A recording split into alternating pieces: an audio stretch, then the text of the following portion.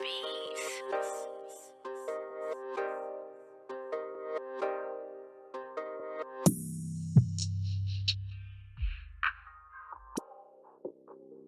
Yo, what's up, YouTube? This is your boy Junior, aka Smoking Guns, out here in Tucson, Arizona, representing the Ultimate Fight Club, giving you the latest content in boxing and MMA news that is out. So, tonight's video, we are going to be talking about last night's DAZN card with the main event, JAIME Munguia versus TAKESHI Inoue. And I wasn't able to check it out at the time because I was really busy, had bought a bunch of stuff, so I had to get things set up, and I was watching the Keith Thurman fight, but I was able to catch the replay of it tonight, and dude, it was a really good, really entertaining fight, man, and I was really glad I was able to catch it. And the one thing that really surprised me in this fight was the toughness and the durability of TAKESHI Inoue. He really surprised me in this fight because I just figured he was another average fighter from what I had seen of him previously, but after watching him in this fight, he really does have a lot of my respect being able to get through it like he did in this fight, because the dude, like I said, he was really tough, very durable, and he did a really good job being able to dictate the pace in this fight. But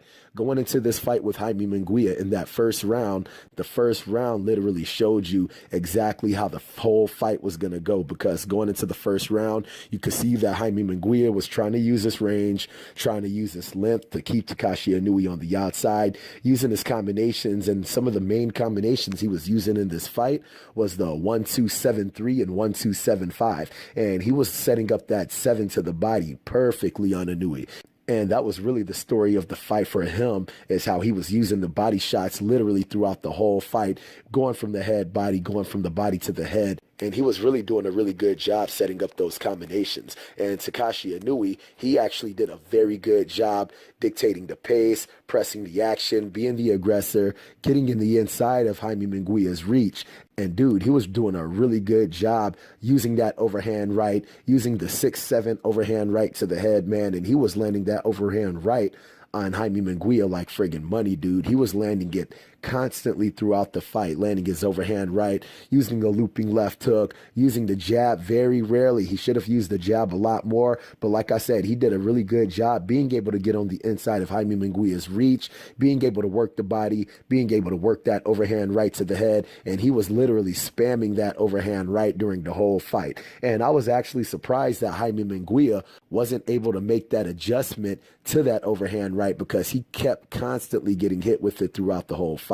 And the one thing that he definitely needs to work on from here on out is his defense, keeping his hands up, especially when he's on the ropes, because he'd be on the ropes with Inoue, and Inoue was literally spamming that overhand right over the top, kept hitting him with it constantly throughout the fight. And dude, it was a very rough fight for both of these fighters. But the main reason that JAIME Munguia was able to edge out the rounds, just for the simple fact is, he was landing very clean, very clear-cut combinations on TAKESHI Inoue. Like I said, he did a really good job going from the body to the head, going from the head to the body, and he was landing some hellacious-ass body shots on TAKESHI Inoue. And I was very surprised by how tough TAKESHI Inoue is in this fight. And pretty much for the whole fight, they were literally going tick for tat, blow for blow. And going into that 10th round, it was literally the same thing like it was throughout the whole fight. But in the last 10 seconds of that round, JAIME Munguia, he set up the same left hook that he was setting up throughout the whole fight. He hit him with a double hook, right hook to the head, and you could tell that it hurt TAKESHI Inoue because he kind of buckled, and JAIME Munguia just started pouring it on his ass, man, trying to get his ass up out of there. And if it would have been another 10 seconds, you never know if he would have got his ass up out of there or not, because you know he had Inoue hurt pretty bad. And then that was pretty much the end of that round. Then going into the 11th and the 12th round, JAIME Munguia did a very good job being able to adjust to that overhand right, because it took him a long time for him to adjust to it. But you could tell in those last couple rounds, he was able to adjust to it. Every time Inoue would throw that overhand right, JAIME Munguia, he would roll with it, so the impact wasn't there. And he did a really good job being able to offset TAKESHI Inoue in those last couple of rounds. But those last couple of rounds, TAKESHI Inoue, he was still setting the pace, still pressing the action, and he did a really good job finishing this fight. And he finished the fight literally coming forward the whole entire fight. And JAIME Munguia did a better job in those last couple of rounds, being able to use his reach advantage, trying to keep TAKESHI Inoue on the outside, using those combinations.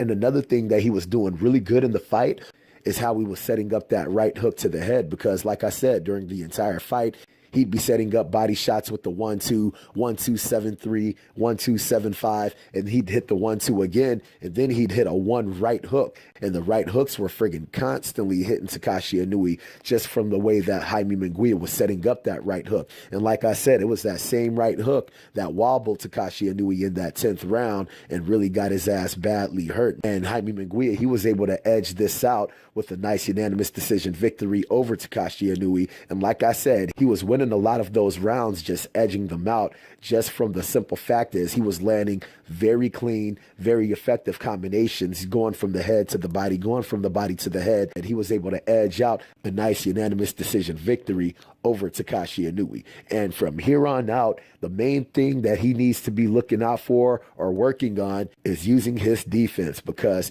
you can tell that he has some pretty good boxing ability. He was actually moving very well, especially with Takashi Inoue, pressing the action on him. He needs to learn to stay off of those ropes, because the ropes is no place for him. He was not fighting that well off of the ropes, and being able to keep those hands up and use his defense more effectively, because like I said, in this fight, he was constantly getting hit with that overhand right, and getting hit with right hands from any of those top fighters, dudes like friggin' Charlo, dudes like Jarrett Swift Hurd. Them dudes will be putting a hurting on his ass, because all of those dudes are hard hitters, and those are dudes you cannot constantly keep getting hit with a right hand from. So hopefully he learns from this fight and is able to make the adjustments that he need going into his future fights, so he doesn't have to worry about constantly getting hit with certain punches, and is able to make the adjustment that much more easier going into these future fights. All right, so I hope you guys like the video. If you guys like the video, make sure to hit the like button. If you're not subscribed, make sure to subscribe to the channel. And if you guys have any kind of questions, any kind of comments,